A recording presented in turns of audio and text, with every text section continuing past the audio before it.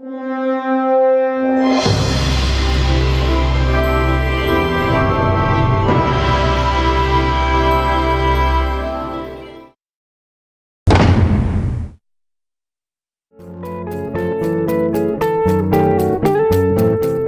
Grande, Rio de Janeiro. Campo Grande é um bairro da cidade do Rio de Janeiro, localizado na região oeste da cidade. Nas décadas de 30 e 40, houve grande disseminação da cultura de laranja por praticamente toda a região, e nos anos 50 continuou com as culturas de café, cana-de-açúcar, legumes, verduras, até avicultura. Era uma espécie de celeiro do Distrito Federal. Historicamente, Campo Grande notabilizou-se por ter se desenvolvido de forma independente do restante da cidade. É a região mais populosa e com maior potencial de crescimento. Hoje, em 2009, a região apresenta grande potencial para o desenvolvimento de polos de gastronomia e de turismo ecológico. Na década de 50, ainda era conhecido como Zona Rural do Estado da Guanabara, e é nesse cenário que surge um grande movimento cultural e teatral chamado Teatro Rural do Estudante.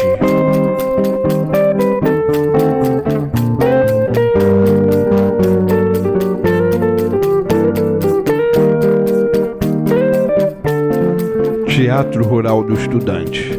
Um grupo de jovens estudantes do Rio, entusiastas do teatro, tem desenvolvido um extraordinário esforço no sentido de levar o bom teatro ao povo da zona rural, especialmente às crianças. Encontrando compreensão e apoio por toda a parte, conseguiu aquele punhado de idealistas dar início à construção de sua sede em Campo Grande, Distrito Federal. Afonso Eduardo Ride, 1956, Estado da Guanabara.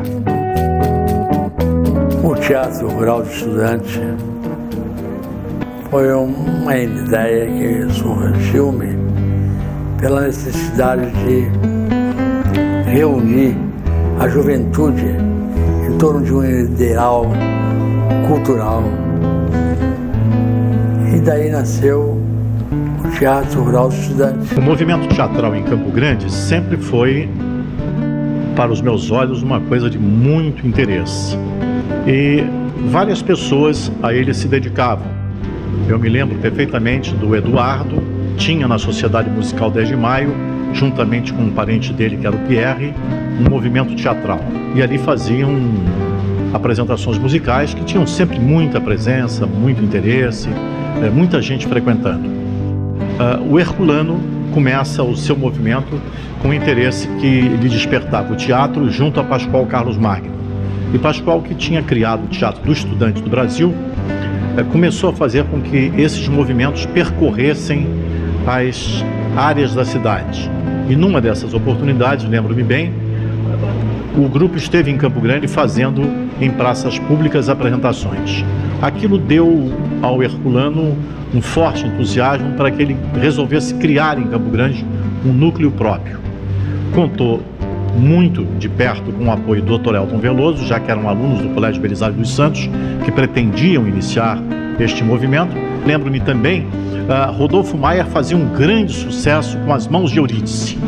E Herculano capitaneou para que Rodolfo Maier viesse inúmeras vezes a Campo Grande apresentar As Mãos de Eurídice. Dessa primeira apresentação dos alunos do Belisário, e surgiu então a chance de fazer o Teatro Rural funcionar. O Teatro Rural do Estudante foi fundado no dia 14 de julho de 1952, por Herculano Leal Carneiro. Né? Nessa época ele era apenas um idealista, né? Um estudante de direito idealista que pretendia levar adiante um sonho seu, que era fazer teatro. E logo depois, né, juntaram-se a ele várias pessoas, vários amigos, vários artistas. A ideia do Teatro Rural foi levada adiante e foi realmente implantada. Quer dizer, eu tive a honra de começar o Teatro Rural Estudante junto com ele. Eu tinha 11 anos de idade nessa época, e como cantor, né, eu cantava, e o Adilson Ramos hoje cantor de sucesso no Nordeste, me acompanhava no acordeon. Era formado por, vamos dizer assim, pelo aquele grupo de estudantes na época que se fez um estatuto e se elegeu uma diretoria. Sempre houve dificuldades para recrutarmos no meio artístico naquela época as mulheres.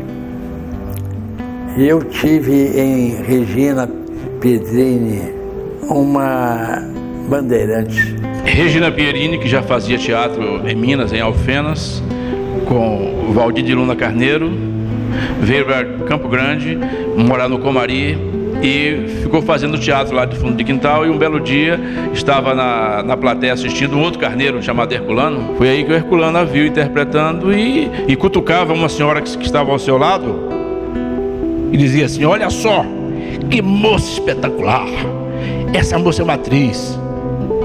Mal sabia que ele estava falando com a mãe da Regina. Fui convidada pelo Herculano Carneiro, que era o maioral do teatro naquela ocasião, né? Eu sempre ouvia falar de Herculano Carneiro. Fui convidada para participar de um grupo e ficamos amigos, bastante amigos, e eu comunguei com as ideias dele. E nós, os jovens naquela época, né, bem jovenzinhos, começamos a levar teatro em todos os locais do Rio de Janeiro, desde os locais mais do centro até a zona rural. Então era todo esse movimento do Teatro Rural dos Estudantes, cujo objetivo era formar plateias, e conseguimos. Desde as crianças na escola pública até ao nosso teatro itinerante, que fazíamos espontaneamente, onde quer que me solicitavam para mostrar o teatro rural. E eu não topava tudo. Até quando não tinha nada pronto, eu levava comigo a Dinéia, a minha querida Dinéia. Aí eu ligava para as pessoas, o Albino, meu marido, apanhava o carro, ia na casa de fulano, Beltrano, apanhava as moças com acordeão. Lá íamos nós, sem saber nem o que ia tocar. Já estava treinado também, né? E treinando, dizendo no carro qual seria o programa. O programa era sempre esquete com música. E Herculano e Rogério, essa turma, Regina Pierini, eles faziam a parte falada, vamos dizer assim, os esquetes. E nós com a música. A Casa da Dinéia era uma extensão do Teatro Rural. Era na Casa da Dinéia que nós nos reuníamos, trocávamos ideias. A ata da Assembleia Geral do Teatro Rural Estudante, realizada em 5 de agosto de 1953. Aos 5 dias do mês de agosto de 1953, na sede dos Aliados e com a presença dos que assinam o presente ato, realizou-se a primeira Assembleia Geral do Teatro Rural Estudantes. Daí por diante, os alunos do Colégio Belisário dos Santos, que o haviam acompanhado nesse primeiro passo, deixaram de colaborar, tendo ele convidado novos elementos, os quais até hoje fazem parte do grupo, integrarem a sua primeira diretoria: secretário Fernando da Meleira Filho, tesoureiro Carlos Carneiro da Cruz, consultor administrativo José Batista Alves, publicista Jesse Tardini. Foram escolhidos ainda Ivo Carvalho, Regina Pierini para os departamentos musical e infantil. Nada mais havendo a tratar, foi a reunião encerrada e eu, secretário, elaborei presente ata, que assino em 5 de agosto de 1953, Fernando da Meleira Filho. A seguir assino os elementos que participaram da reunião. E assim começamos a nossa batalha, né? E não foi em vão, porque todos empenhados na mesma ideia. O que era? Formarmos aqui um espaço que acolhesse os nossos amigos, os nossos artistas da região, porque a Zona Oeste, né, até na época falava Zona Rural, a Zona Oeste era muito assim, eles tinham um preconceito muito grande. E nós lutamos contra isso também. A ideia, então, era arranjar um espaço, inclusive, para ensaiar, para deixar de ensaiar na casa das pessoas, dos atores, né? Nós tínhamos uma sede provisória que era na rua Tatuoca, na casa da dona Marieta Neumann, e ela nos cedia, ela gostava muito do Herculano. Tinha um porão mais ou menos de uns 10 metros por 6, em que fizeram no final desse porão um palco mais ou menos de 40 centímetros de altura, com uma rotunda, e ali se apresentavam, faziam... Primeiro ensaio, para os ensaios, né? Os ensaios, mais para os ensaios, leituras e ensaios, marcações. E depois para a apresentação. Herculano, muito esperto, disse assim, bom, se nós fazemos aqui, fazemos ali, não temos espaço aqui, vamos para o Aliados, vamos para 10 de maio. Para os bairros. Para os bairros. Então, sugeriu ao grupo que comprasse um caminhão Ford, me lembro bem, é um Ford 40 e qualquer coisa, verde, rapaz, verde. Da rua Tatuoca passou para a carroceria do caminhão. Não era o Teatro Mambembe em si. Não era. Não era o espaço. Eles faziam em cima Em cima do caminhão. Rodas. O que a gente chama hoje de saltimbanque. Do caminhão. Herculano fez uma ponte com a política do Negrão de Lima. Ele teve acesso ao Negrão de Lima. Então, nesse período, foi feito uma obra em Campo Grande, no governo do Negrão de Lima. A maior obra da época. A maior obra da época. Aquilo ali era um pântano, né? Eu me lembro bem que a gente ia caçar rã ali. Ali foi feito o viaduto. Ele conseguiu, dentro desse período, solicitar um teatro, que era o sonho desse grupo. Ter um teatro em Campo Grande e tal. A Elza foi sensacional, porque a Elza era politicamente, na época, era a pessoa de maior prestígio político, tanto com o povo como com as autoridades. Ela me chamava de afiliado número 1, e tudo que eu pedia a ela fazia. Fazia tudo. Por exemplo, quando eu disse que eu precisava de terreno para fazer a sede, ela que conseguiu da família Botelho, viu? Dos irmãos Botelhos, que eles doassem o terreno para o Teatro Rural. Que 5 lotes. No loteamento que eles tinham, foram para o teatro. Houve a doação dos terrenos que hoje compõem o complexo do Teatro Rural Estudante, que seriam, né, o Teatro Laboratório, com o projeto do Afonso Eduardo Ride, e o Teatro de Arena. A doutora Elza Osborne tinha uma grande importância na vida dessa cidade.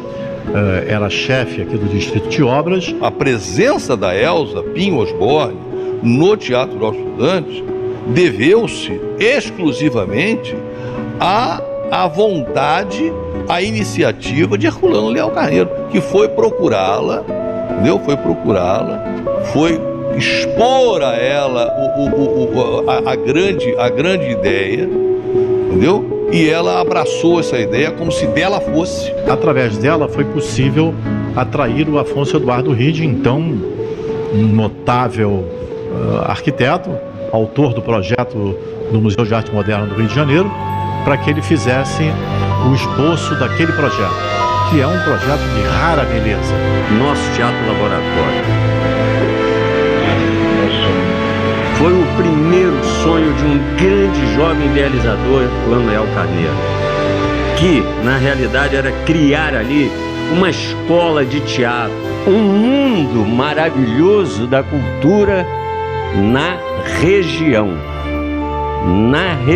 no estado do Rio de Janeiro, então estado da Guanabara, com Afonso Eduardo Ride, que deu o projeto, deu o Teatro Rural Estudante um projeto daquele. O mesmo arquiteto que projetou o Museu de Arte Moderna do Rio de Janeiro. A maquete, eu visualizo até hoje a maquete.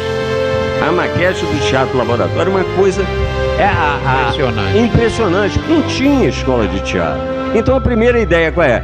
Vamos reunir todos eles, como fazia posteriormente o Teatro Duse, de agregar grupos de outros estados ali, com sala de leitura, sala de cinemateca, sala de biblioteca. Os camarins embaixo e atrás um terreno vazio que ela transformou. Aquilo ali era um centro cultural.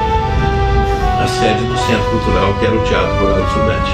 Ergueu-se as condições para o teatro laboratório, que seria, segundo a percepção, o melhor teatro laboratório do Brasil, porquanto seria possível absorver quase 200 pessoas, cobri-lo em determinadas oportunidades, ter até um alojamento, para nesse alojamento poder colocar estudantes que por ali se deslocassem, e aquilo foi tão importante que começou a atrair para Campo Grande um número grande de pessoas de outros locais que começaram a ver no Teatro Rural do Estudante uma chance de projeção. Essas pessoas conheciam o estado do Rio de Janeiro, conheciam o estado da Guanabara através de um movimento cultural. É fundamental também que se fale sobre Pascoal Carlos Magno. Pascoal Carlos Magno era um embaixador, um homem totalmente voltado à cultura, e mais do que embaixador e homem totalmente voltado à cultura, ele alcançou uma grande expressão internacional, sendo pelo Juscelino trazido para ser praticamente seu ministro. E Pascoal dava sua alma por fazer com que os movimentos culturais do Brasil, de uma maneira geral, pudessem funcionar. E Campo Grande foi amplamente beneficiado por isso. Graças a esse trabalho do Pascoal, aqui aportaram um grande número de atores, diretores, que hoje até alcançam expressão nacional. Joel Barcelos foi um dos que veio, Mário de Almeida foi um dos que apareceu. Enfim, houve uma nota. Miguel Pastor, que era cenógrafo, todos eles começaram a vir. João Barcelos também foi uma das pessoas que viveram, conviveram e praticamente se criaram no Teatro Rural do Estudante. Ele foi mandado para o Teatro Rural do Estudante, parece que vindo de Minas, pelo Pascoal Carlos Magno, que não tinha espaço para acolher as pessoas, como Miguel Pastor, ele próprio, Hugo. Lá no Teatro Duse, que faltava espaço, ele, em convênio com Herculano Carneiro, recebia esses artistas amadores que vinham de fora para residir aqui no Teatro Rural do Estudante. O Teatro Rural do Estudante, ao lado da estrutura do Teatro de Arena e do Teatro Laboratório, tinha, no princípio disso, um galpão, que nós chamávamos de galpão, mas era um depósito de material de construção, que era depósito de cimento e guardar ferramentas e tal. Como esse depósito era muito grande, nós usávamos esse espaço para acolher essas pessoas. Essas pessoas tinham sempre meia dúzia de artistas de todo o Brasil aqui em Campo Grande. Inclusive o Rubens Teixeira, o Mário de Almeida, um paulistano também, um mineiro paulistano, que também dirigiu muitas peças de teatro aqui. O Teatro de Arena surgiu em consequência de uma necessidade que nós do Teatro Rural do Estudante tínhamos de expandir nossas atividades. E o B. de Paiva, que era diretor artístico do Teatro Rural, pediu a Elza, que tinha vontade de fazer uma arena, porque eu estava surgindo na época o Teatro de Arena de São Paulo, que era o que havia de mais moderno em linguagem de teatro. Ela construísse. A construção do Teatro de Arena não se deu simultaneamente com o do Teatro Laboratório, que era uma obra bem mais difícil, bem mais cara, e como o movimento teatral começou a ganhar as nossas praças e já não usava palcos convencionais para isso, a ideia do Arena era muito feliz. E foi montada uma peça, acho que foi a Revolta dos Bichos. Eles então começam a estar por todas as praças fazendo apresentações. E isso acho que ajudou muito a ideia de que logo em seguida se fizesse o Teatro de Arena, até porque era um projeto muito mais barato, não é? E surgiu um teatro de raríssima beleza, já então conseguindo da família Botelho os lotes de trás, que não tinham sido no primeiro momento doados ao Teatro Rural do Estudante. Aí, em 58, foi que inaugurou o Teatro de Arena. Construiu aquela arena ao ar livre, onde inauguramos com duas peças, A Farsa e a Justiça do Senhor Corregedor do Cassona e Onde a Cruz Está Marcada, do O'Neill. Uma das peças foi dirigida, A Farsa e Justiça do Senhor Corregedor, foi dirigida pelo Mário de Almeida, que depois foi para Porto Alegre, onde fundou o Teatro de Equipe, e o B. de Paiva dirigiu Onde a Cruz Está Marcada, do O'Neill. Com esses dois espetáculos nós criamos o Teatro de Arena do Teatro Rural de Estudantes. O Juscelino Kubitschek, eu acho até uma honra contar isso. Ele lançou a pedra fundamental do nosso Teatro de Arena aqui. Foi Juscelino Kubitschek de Oliveira, que foi lá nos prestigiar.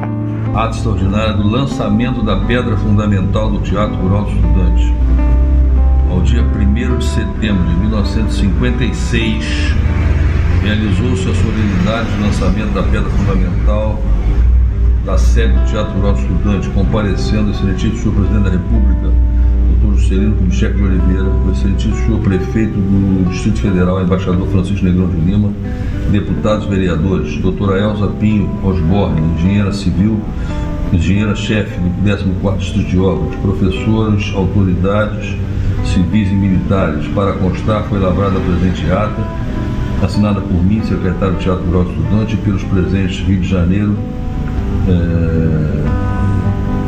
de 1 de setembro de 1956, Fernando Gamireda Filho, Juscelino Kubitschek de Oliveira, Francisco Negrão de Lima,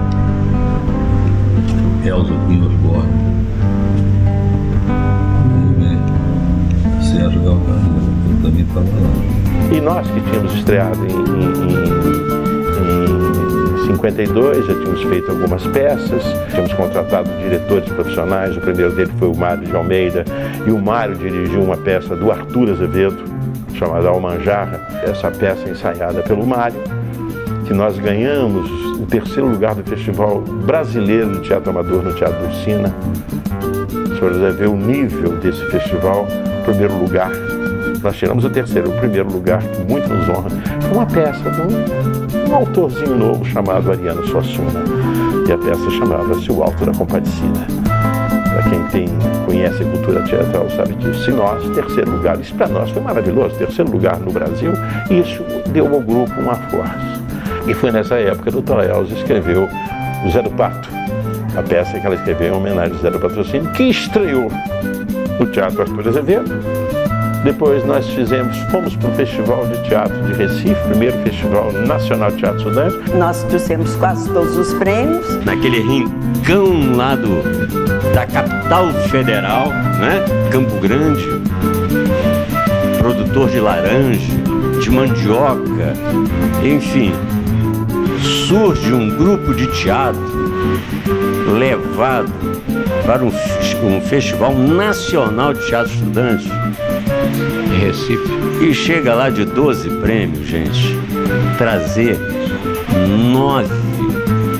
Ainda a comissão julgadora ainda teve que criar mais um pro baixinho, pro 3, pelo destaque do sorveteiro. Espetáculo de 2 horas quase, ele ficou 5 minutos no palco. Sorvetinho. Não, a voz dele. Sorvetinho, sorvetão, sorvetinho de tostão.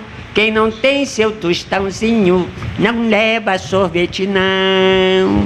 Sorvete é de coco e tem baunilha. Ganhou um prêmio. Tinham grupos de todo o Brasil competindo e muitos, a maior parte dos grupos eram de atores profissionais, com diretores profissionais, com produções profissionais. Nós éramos tidos como amadores, né? Porque nós não vivíamos da arte. Nós fazíamos por amor, nós fazíamos sem recursos, nós fazíamos porque nós tínhamos um pouco de talento e vontade de fazer arte. O teatro ficou, nós temos inclusive várias reportagens de vários jornais lá no Brasil, no Diário de Notícias na época, Correio da Manhã, Tribuna da Imprensa, Globo, sobre a repercussão que isso causou, né? Foi uma repercussão também nacional. Teatro Rural do Estudante foi o único teatro amador que representou no Teatro Municipal do Rio de Janeiro. Essa apresentação aqui é da peça Zé do Pato no Teatro Municipal do Rio de Janeiro. É a portaria do Teatro Municipal do Rio de Janeiro, anunciando para quarta-feira o único concerto do pianista Jacques Klein, que é um dos papas, né? Jacques Klein. Aqui é cartaz da Orquestra Sinfônica Brasileira, concerto social Vitor Della, sábado, domingo 7 de setembro, o Teatro Rural do Estudante de Campo Grande apresenta, tá vendo? O Teatro Rural do Estudante de Campo Grande apresenta Zé do Pasto, peça de autoria de Elza Pinhosbora, primeiro lugar no Festival de Teatro Estudantes, Prêmio Correio da Manhã, ingresso grátis para estudantes. Em 58 ganhamos aquele prêmio lá em Recife, voltamos, o Rogério, por sua vez, quis montar algumas peças e começamos a fazer um trabalho. Aí fizemos Pluxo, Fantasminha, Circo Rataplano, gente miúda, gente graúda. A bruxinha que era boa. Eu fiz essa peça não sei quantas vezes. Você queria saber uma lacuna, um buraco que ficou entre a gestão áurea do Teatro de Arena e do teatro, consequentemente do Teatro Rural do Estudante? Houve uma coisa que também buliu bastante, não foi nem só em Campo Grande, no país inteiro, né? Que foi o sistema de governo que veio, aquele sistema que nós conhecemos da ditadura. Você lembra, Nádio, da época da paralisação? Eu me lembro. Época triste, né? Eu me lembro bem. Tinha medo, a gente era perseguido artisticamente. Você era artista? Era avisado. Era avisado. Isso daí é artista. Sem você estar fazendo nada, sem estar fazendo xixi na rua, sem estar fazendo nada, ia preso. Nada. Esse foi o motivo de uma paralisação muito grande dentro do Teatro Rural. Você foi fazer televisão, o Rogério foi fazer teatro com a Glaucia, foi fazer televisão também. Enfim, cada um seguiu um caminho, mas aquilo tudo era, na realidade, uma fuga. Porque a gente tentava fazer, não conseguia também naquele período, né? A arte no Brasil foi relegada assim a um plano subalterno, para nós falarmos de caserna, né? Foi uma lacuna na nossa cultura. Foi que nós deixamos de fazer um trabalho por longos anos. Começamos a marcar presença com teatro infantil, Pluxo, Fantasminha. Eu me lembro de um dia, eu estava no Teatro de Arena, já na segunda montagem, e naquele exato momento eu dizia, no Rataplan, dizia: ver um pequenino sorrir é mais belo que ver o sol nascer, a lua sobre o mar ou a neve cair. E uma pessoa, logo depois do espetáculo, um adulto, disse assim: isso é muito profundo para você dizer para as crianças. Eu falei: ver uma criança sorrir, rapaz, não tem nada que pare. É mais belo que ver o sol nascer realmente, ver o sorriso de uma criança. Isso vai para a censura? Por uma época muito difícil para a cultura, o desenvolvimento artístico das pessoas. Então, e isso foi demorado. Nós fizemos vagas para moças de fino trato. Fui eu até que dirigi. E nós levamos no sítio Clube Municipal da Tijuca. E foi um festival de teatro amador, de grupos amadores. Nós tivemos segundo lugar. Quer dizer, houve um outro festival que foi no João Caetano, nós tiramos segundo lugar também. Então a gente aparecia, quando havia alguma coisa a gente aparecia, mas sempre assim com muito medo e sem recursos. Calou teatro, todo o mundo cultural desse país ficou calado. Alguns se rebelaram, outros ficaram calados. Ereto, silêncio, meditativo, sustentando a taça da bebida pouco amena, postou-se o Deus observar calado nossa luta desiguais de leões na arena. À sua direita, entre traços modernistas, as máscaras do riso e da tragédia. Assista entre choro e riso a construção de uma quase comédia. No painel do artista resgatado pelo Olimpo, um gesto obsoleto, protestos locais de vários deuses, em branco, amarelo, cinza e preto. Só os espectros do antigo teatro grego, um espetáculo frio e deprimente, atuam neste palco vazio e quieto, para um público mudo, sempre ausente.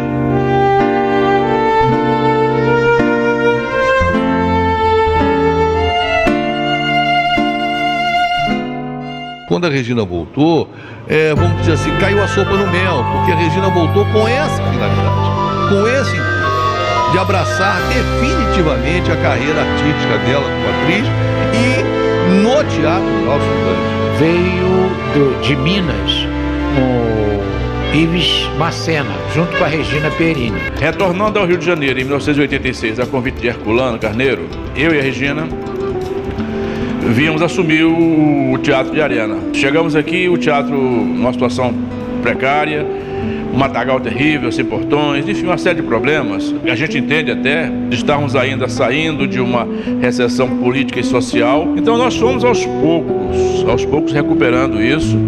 E nesse processo aí o Herculano estava conosco, ele nos ajudou muito a fazer essa recuperação. Toda a estrutura que a gente encontrou aqui é a estrutura inicial do Teatro de Arena mesmo, que foi projetado pela Elza Osborne. Então a gente encontrou aqui banheiros depredados, a gente encontrou os camarins sem condições de uso. Então a gente teve que trabalhar nós mesmos, tentando com os amigos, com os artistas da época, os artistas que estavam juntos da gente na época, de fazer as reformas. Não tinha luz, quer dizer, a luz tinha uma lâmpada, né?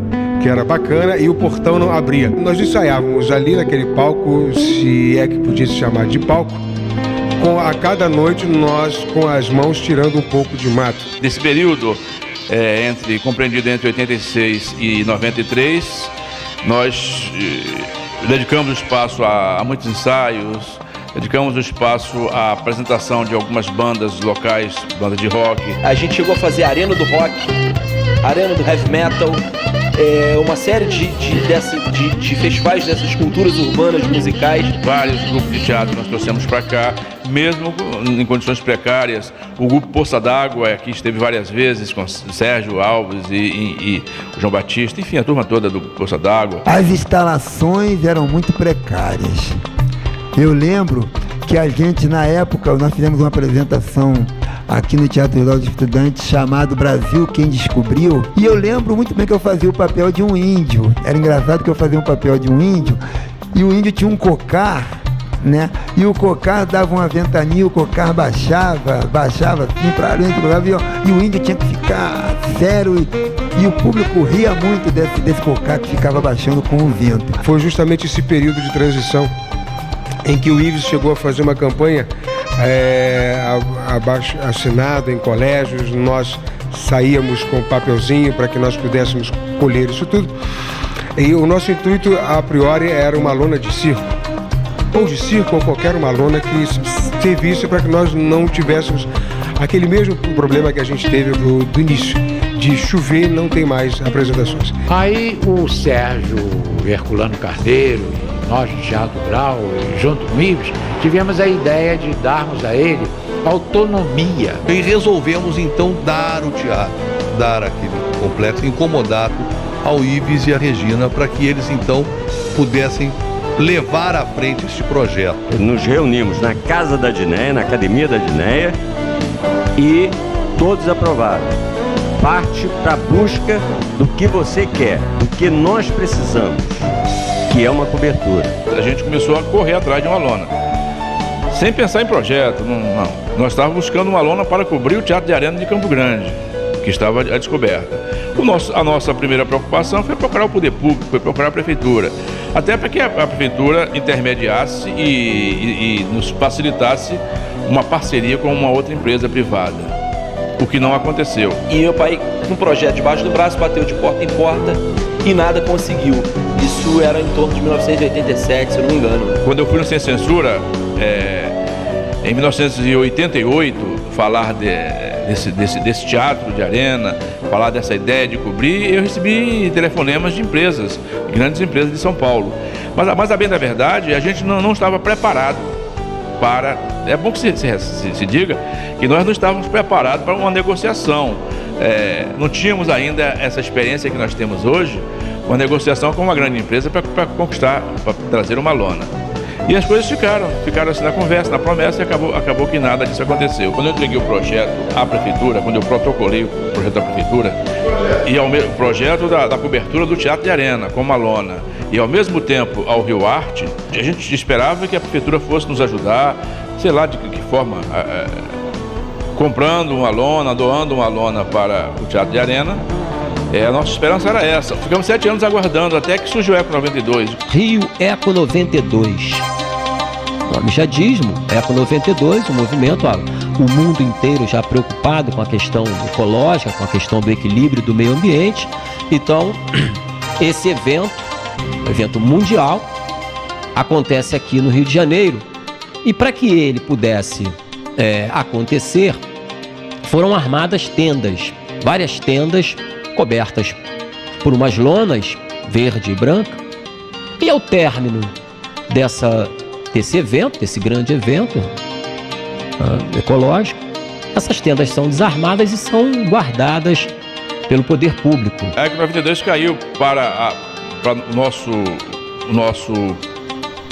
a nossa ideia como uma luva, porque eu tenho consciência de que a gente não conseguiria essa lona com muita facilidade. Com o surgimento da Eco 92, eu passava um dia no aterro do Flamengo, exatamente quando rolava a Eco 92, e vi aquelas tendas lá.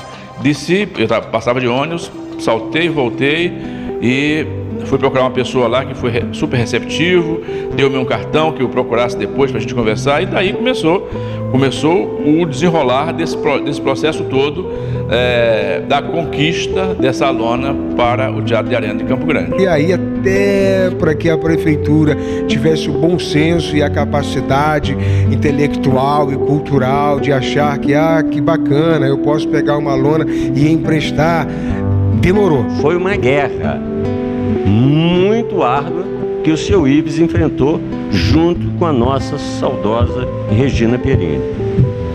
Tinha dias de se dizer assim, o que você conseguiu? Nada, fiquei o dia todo sentado na sala, na antessala para ser recebido pelo secretário, e o secretário não me recebeu. Isso foi uma demanda muito grande de reuniões na prefeitura, de reuniões no Rio Arte, de reunião com assessores do prefeito da época, enfim, tudo isso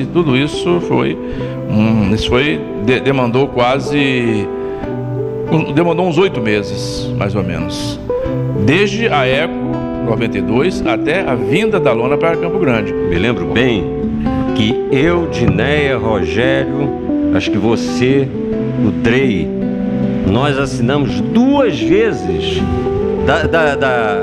o mesmo processo, como fundadores do Teatro Rural, aprovando a instalação daquela tenda, melhor dizendo. Foram várias pessoas que foram importantíssimas.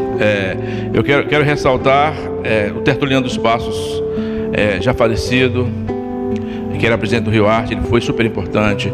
Eu devo ressaltar que o doutor Fernando Valcárcer, pessoa que eu conheci lá no aterro do Flamengo e que me recebeu muitíssimo bem no seu escritório. O Ricardo Macieira, que era na época arquiteto lá do Rio Arte, também foi de um empenho fantástico para que nós conseguíssemos trazer essa lona para Campo Grande. E Hélio Portocarreiro. Essas pessoas foram pessoas realmente importantíssimas. Essas pessoas foram pessoas que sensibilizaram o prefeito. Conseguiu, trouxe.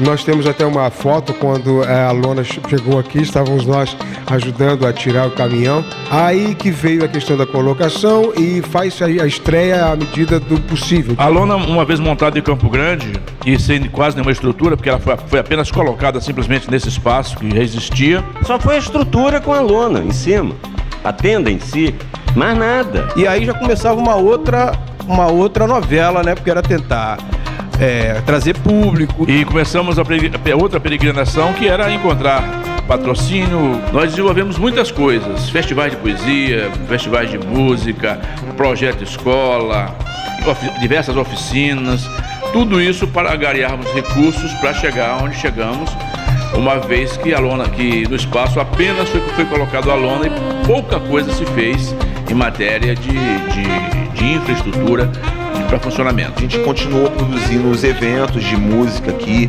mas assim, de uma forma melhor, porque a gente já tinha cobertura do Teatro de Arena, que era o principal. O Teatro de Arena coberto, poderíamos dizer que foi o momento de eclosão cultural. Um dia eu estava participando do programa de televisão na TV Educativa, falei do que a gente pretendia fazer, dentre essas coisas todas, era o projeto MPB Arena.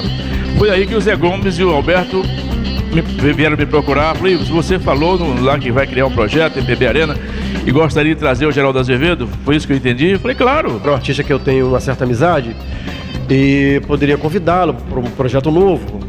Geralmente, muito artista não quer apostar, né? E como o Geraldo era um amigo, eu falei pro Ives e pro Alberto que a gente podia tentar.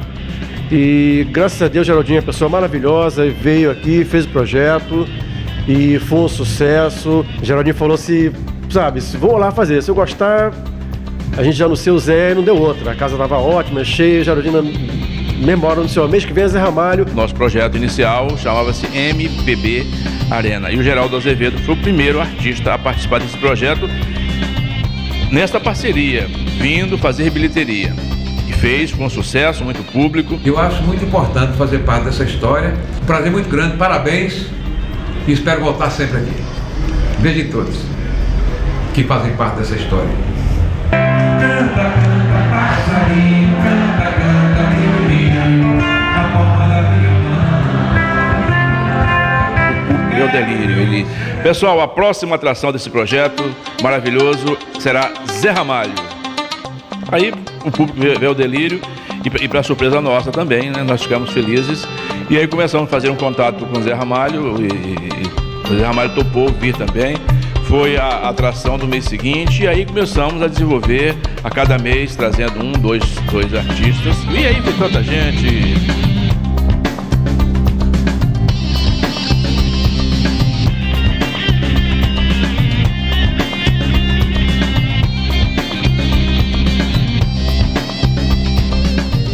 Aí o nosso movimento, que era o Macaco, era um grupo de artistas de Vila Kennedy que começou a crescer e começou a travar contato com artistas das imediações. E nós criamos um movimento chamado Bangu Pede a Lona. Esse movimento, Bangu Pede a Lona, fez contato aqui com o Ives e nós convidamos, eu enquanto presidente do Macaco, convidei o Ives para dar uma palestra para os artistas que estavam se organizando em Bangu. Foi uma palestra de um dia inteiro, de um domingo inteiro, que aconteceu em Bangu, na casa do artista plástico Crécio Regis, e daí nos deu a luz para que a gente continuasse o nosso movimento Bangu Pede a Lona. Posteriormente foi montada a lona de Bangu. Na verdade ela foi inaugurada um ano e meio depois de inaugurada a lona de Campo Grande. A partir do sucesso já das duas lonas anteriores, Campo Grande e logo a seguir Bangu, e posteriormente Realengo, é que pensou-se em criar. Aí o Rio Arte pensou em criar o projeto Lonas Culturais. Armar a lona fica parecendo uma coisa pejorativa, não. Mas é que depois daquele congresso que eu vi aqui no Rio de Janeiro, que várias tendas foram usadas, cobriram o Teatro de Arena com uma lona, e aí depois a prefeitura lançou um projeto chamado Lona Cultural. Lona Cultural é um projeto, não é um teatro, é uma lona, é um projeto. Assim como já existiu o projeto Pixinguinha, que saía pelo Brasil levando música popular brasileira e outros projetos que tem por aí, projeto Bossa Nova. Então a arena, aquela lona cultural, usa o espaço do Teatro de Arena. O Teatro de Arena nunca deixou de existir, ele continua sendo Teatro de Arena. Ele apenas abrigou um projeto da prefeitura chamado Projeto Lonas Culturais. Dali que surgiu, opa, isso daí dá certo. Então vamos espalhar isso por todo o município do Rio de Janeiro.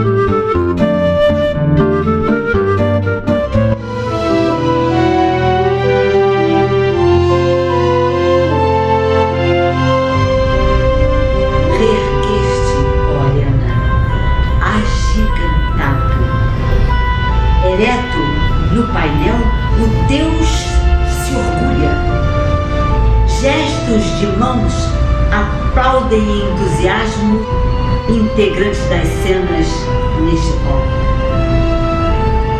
Não há silêncio nesta arena viva, acobertada pela lona.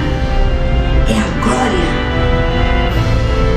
Pastor Miguel, artista em sua obra, imprime máscaras, riso e comédia. Ele, tablado e bancos sempre agora cheios, riem e choram, máscaras e plateia. Invade o ar, sonhos e personagens. Na luz morena, atores competentes impõem aplausos à multidão.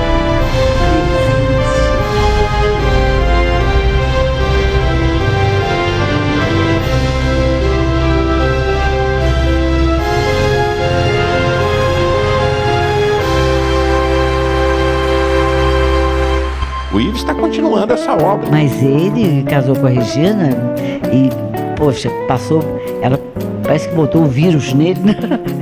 E ele tomou-se de amores pela causa, né? Regina, que deu início junto com todos aqueles da época. Portanto, a Regina é o elo realmente de ligação. Mesmo hoje ela não estando fisicamente presente, mas espiritualmente.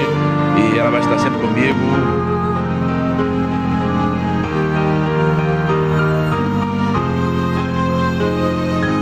Me dando força, me incentivando e me encorajando a desenvolver isso, a fazer esse trabalho que eles começaram lá.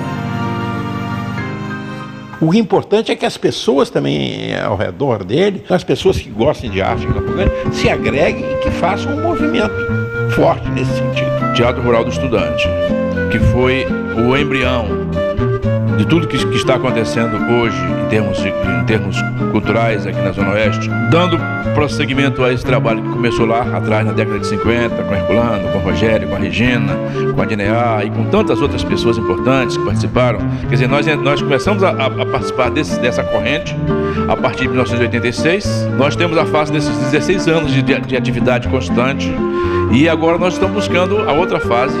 E outras fases virão, com certeza, não sei se eu estarei aqui. Será a fase, se Deus quiser, da conclusão do Teatro Laboratório.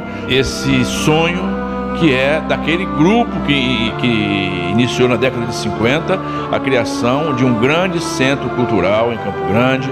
E a gente pretende, com certeza, aproveitar desse projeto do Afonso Eduardo Ritt, que está aqui do nosso lado, que se perpetue por outros bairros, e aí então será uma outra fase que outras pessoas com certeza contarão essa história. Regina Perini, seu marido, o Ives, me ajudaram muito.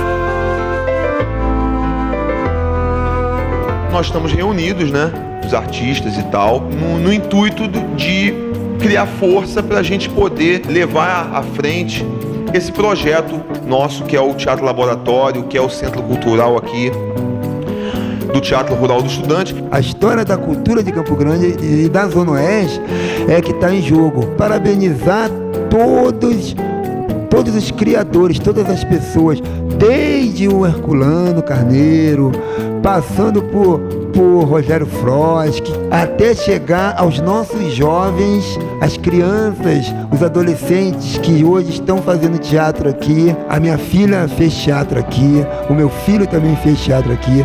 Meu último livro foi lançado aqui. Confraternizar com todos e dizer que é uma emoção muito grande, né, poder estar participando dessa história. A gente fica muito feliz de ver que foram jovens que sonharam com a arte teatral e cumpriram plenamente o seu objetivo. Hoje a gente tem um acúmulo de história e de movimento que parece nos permitir apontar com força, com coragem, com vigor, para a retomada das obras do que seria então na época o Teatro Laboratório, e que hoje a gente não tem dificuldade em dizer, né, que terá que ser um centro cultural em Campo Grande. O espaço do Teatro Rural do Estudante, que tem 2/5 de sua obra, né, prontos e que precisa ser retomado agora. Nós somos uma lona que cobre um teatro, que é o Teatro Rural do Estudante. E isso faz toda a diferença. E a gente se orgulha muito disso. Por conta desse orgulho, acho que a gente precisa tomar conta disso aqui com muito carinho, com muito respeito. Porque quanto mais gente estiver fazendo cultura, com certeza mais paz nós vamos ter nos nossos bairros. Uma corrente é feita de pequenos elos, por maior que seja essa corrente. Então, Herculano é um elo, eu fui um elo, a Regina foi um elo, o Adneia é um elo e o Ives é, e isso aí vai indo, esse elo não vai parando, vai continuando, vai fazendo uma corrente forte, uma corrente de energia, de arte, de bom gosto. O Teatro Rural Estudante é uma vida. Por isso foi um movimento bonito, um movimento que deu frutos. Como fundador, um dos fundadores do Teatro Rural Estudante, ao lado dos nossos amigos, que ainda hoje estão lutando pela cultura, fiquem de olho, porque isto aqui é uma explosão cultural. E a grande satisfação que eu tenho hoje, na idade que eu estou, é de encontrar pessoas que dizem assim, a primeira vez que eu vi teatro na minha vida foi quando se apresentou a peça do Rataplan. Então muitas gerações que passaram a conhecer teatro e gostar de teatro nasceram disso. Quantas plateias foram formadas pelo Teatro Rural do Estudante com aquele velho caminhão em comunidades? Havia naquela altura um grupo de peso capaz de brigar pelas coisas que nos pertenciam e de perceber a importância delas. Então realmente houve um movimento forte, não foi um movimentinho, nós não fazíamos teatrinho. Você vê aí a importância do Teatro Rural do Estudante. Um centro cultural em Campo Grande, o lugar é ali, porque ali tem cultura plantada. É a semente que está lá, entende? Que vai dando mudas e vai dando brotos, né? Deixa ela que ela brota. Nós já merecemos há muito tempo. Teatro Rural do Estudante com o Teatro de Arena Elza Osborne, que nasceram para isso, para ser sede de movimentos artísticos e culturais. Então, a gente se vira aquilo ali de pé, Nossa Senhora Aparecida. Mas a gente lutando, a gente chega lá. Acho que a gente vai com o trabalho da gente, com a persistência, com essa garra que a gente tem que ter. Que seja um lar, que seja um teto das artes em Campo Grande. Sonho de uma comunidade, de uma população. A letra do hino do Teatro Rural do Estudante. Vamos para a luta, meus colegas, sem vacilar, sem meditar, sem desistir. Vamos confiantes na vitória, à espera de um sucesso que há de vir. Temos nosso lema de batalha, que é um incentivo aos nossos corações. Teatro Rural do Estudante, caminhe triunfante para o orgulho do Brasil.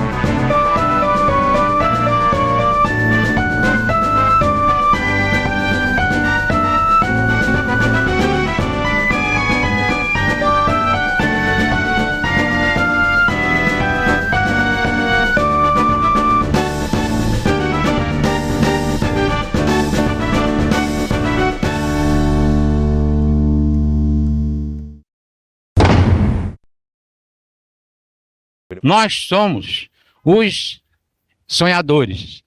A madrinha, a patrona desse, vamos dizer, desse espaço artístico, doutora Elza, que inspira-nos até hoje a ter esse sonho a ser realizado. Esse espaço deixe de ser um sonho para ser uma realidade minha, do Ives de Macena, do Herculano, dos nossos descendentes, da nossa comunidade. Nosso teatro de arena existe, o primeiro teatro de arena da América do Sul, coberto pelo Ives de Macena também, pela Regina Pierini, pelo Herculano Carneiro, não é?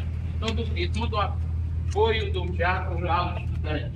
Espaço aqui, eu estou querendo trazer vocês para aqui para vocês terem uma ideia. Esse espaço aqui ficou, vamos dizer assim, uns 20 ou 30 anos coberto de água, porque isso aqui não era cercado. O Ives que conseguiu que a prefeitura cercasse aqui. E aquelas pedras que até hoje revestem aquelas paredes foram pedras tiradas da pedreira que a prefeitura mantinha junto à estação de bondes, de onde apanhamos para fazer todo aquele trabalho. Até de uma forma engraçada, e vou contar aqui, porque dirigia a pedreira o Dr. Saint-Martin, e eu fui a ele pedir as pedras, porque eram ótimas para decoração. Ele me disse que seria impossível, porque aquelas pedras eram colocadas no leito do bonde. Eu disse, mas doutor, quem sabe nós colocamos uma outra pedra no leito do bonde e aproveitarmos essa que tem um uso apropriado. E ele me disse, não, isso é impossível.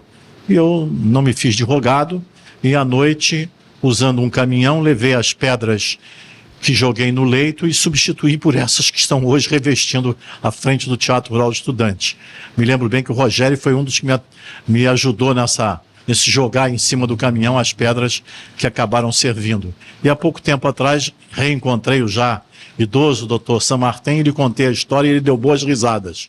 Então isso também foi uma coisa, assim, mostrou para aquelas pessoas de Campo Grande, que nos chamavam de maluquinhos, de viadinhos, maluquinhos, essas coisas todas, que eram pessoas realmente pensando em fazer alguma coisa séria, como é feito até hoje. Ivo era um músico excepcional. Uma vez ele veio tocar aqui na Boate Casablanca, era aqui na Boate Casablanca, que hoje é o Círculo Militar da Praia Vermelha. Foi muito tempo a Boate Casablanca. E tinha um músico que fazia lá os espetáculos, tomava conta do espetáculo, um músico meio desconhecido, chamado apenas Ari Barroso, e que trouxe o Ivo para aí, o Ivo veio. A gente fazia o enterro da peça, hoje não usa isso, é tão bacana, gente. A gente brincava com o texto, quer dizer, não podíamos modificar o texto, né, com respeito ao autor. Mas outras coisas a gente podia fazer em cena. Pessoas que não eram da cena podiam atravessar, como o nosso diretor, o Mário de Almeida, ele botou uma capa dessas de cowboy, dessas de cowboy mesmo, aquelas capas negras, um chapéu enterrado assim, e uma vela acesa na mão atravessou a cena.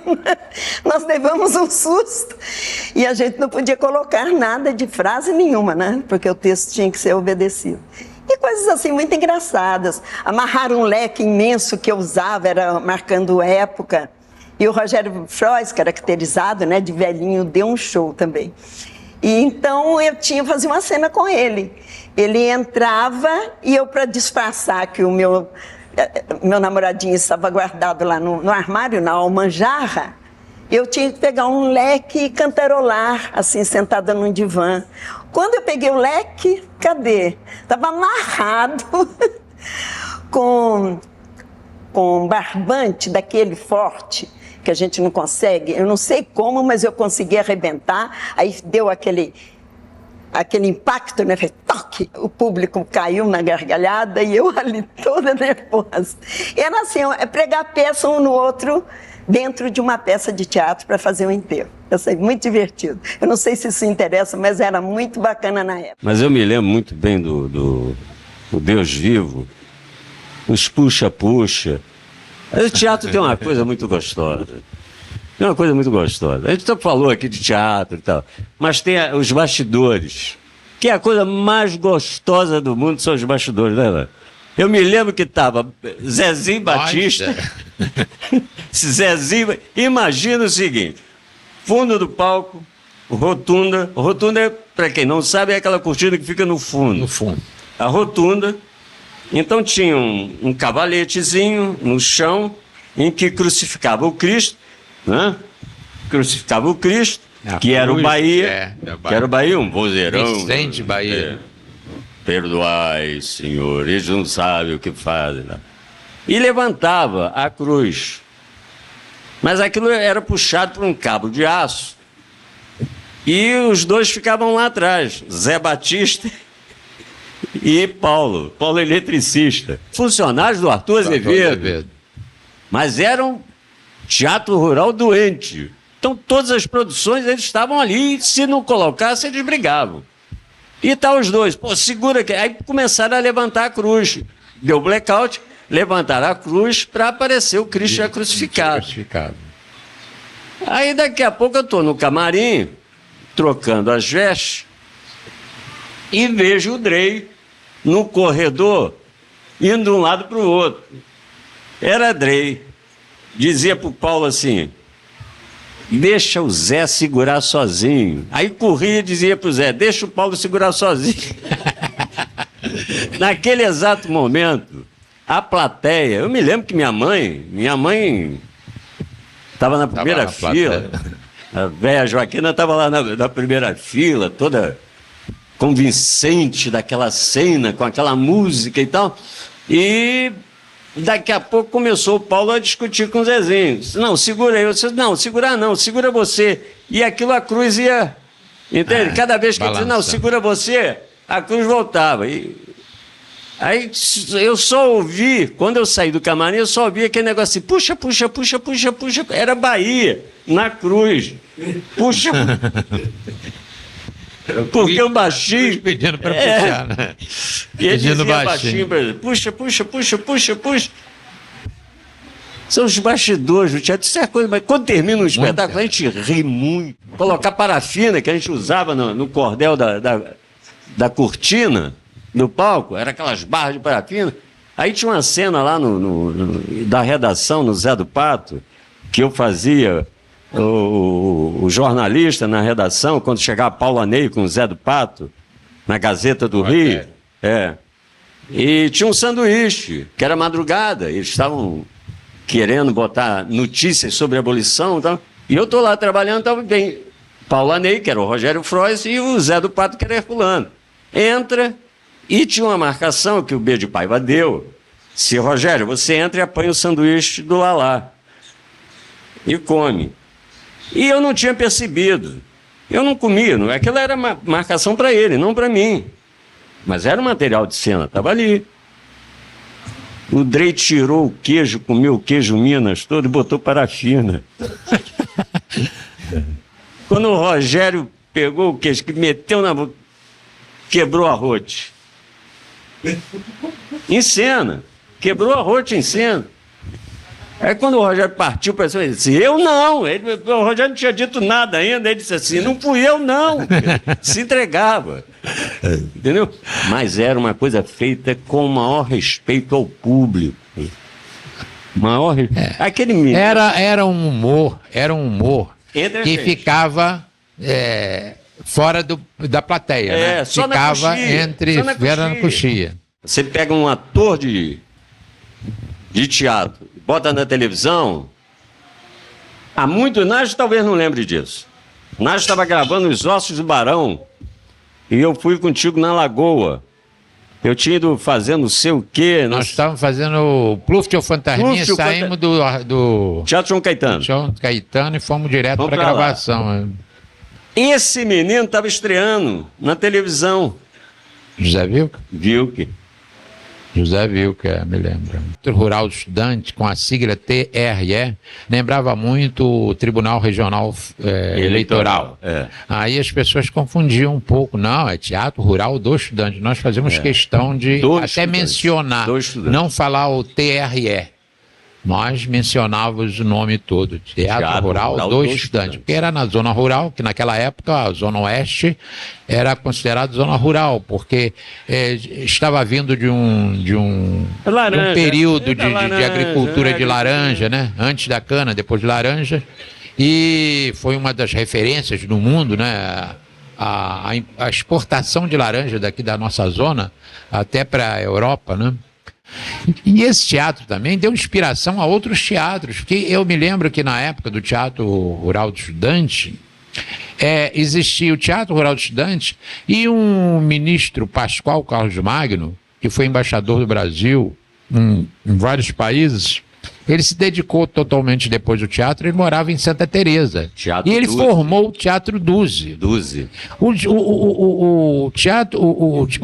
O Pascoal Carlos Magno procurou fazer uma parceria com o Herculano Carneiro, quando soube do movimento aqui do Teatro Rural do Estudante, fez uma parceria com o Herculano, inclusive, como nós tínhamos um espaço do teatro aqui, e ele tinha pouco espaço, porque ele absorvia as pessoas que vinham de fora, os B de Paivas da vida, não sei se B de Paivas chegou a passar por lá, mas o Joel Barcelos, que veio parece que de Recife, o Hugo, né? Hugo também. O Miguel Pastor, que veio do Rio Grande do Sul. Todos esses foram moradores albergados lá do nosso casarão, no Teatro Rural do Estudante, quando iniciou.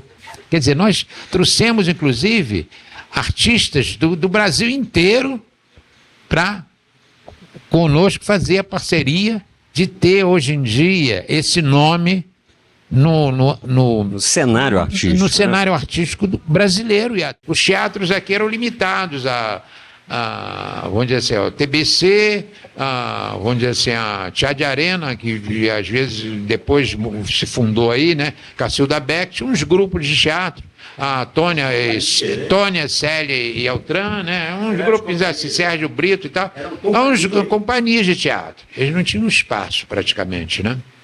E para você ter uma ideia, o Teatro Arthur Azevedo foi feito em 1956. Então, inaugurado em 56. Nessa época foi inaugurado 4 teatros no Rio de Janeiro.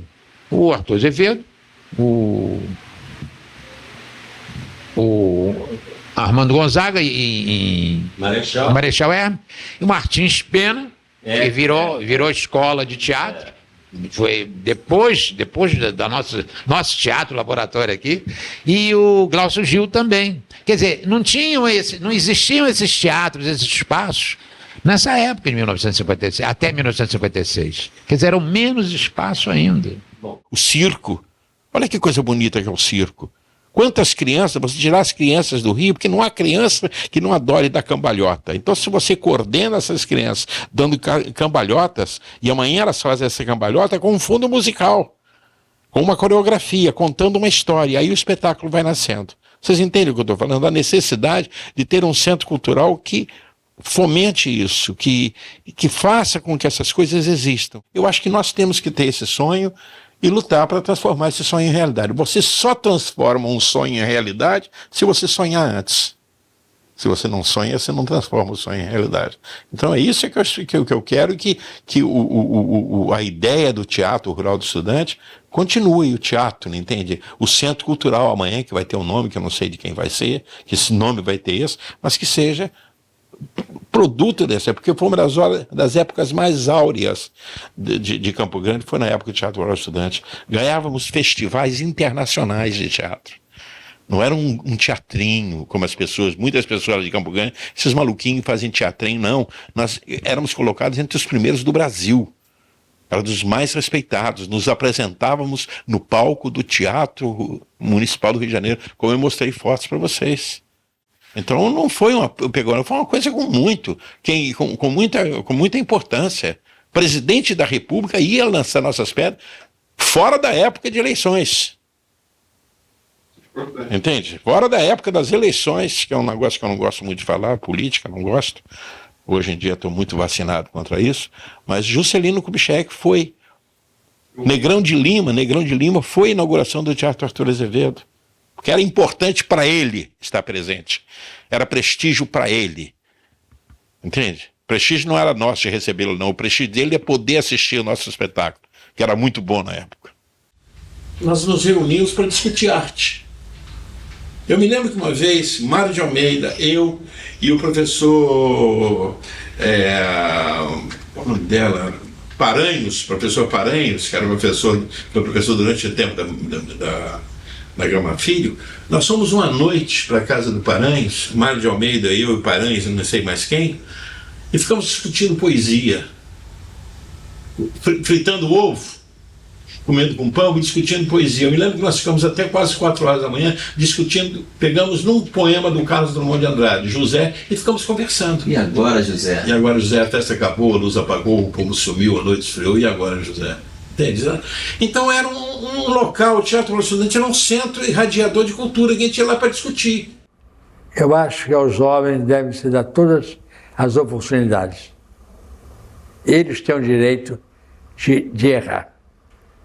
Mas os adultos não. Já tem tempo de sobra para saber o que é bom e o que não é bom. O que é certo e o que é errado. De modo que bola para frente, não é? E o próximo, como é que se diz, campeonato será do Brasil. Tem certeza.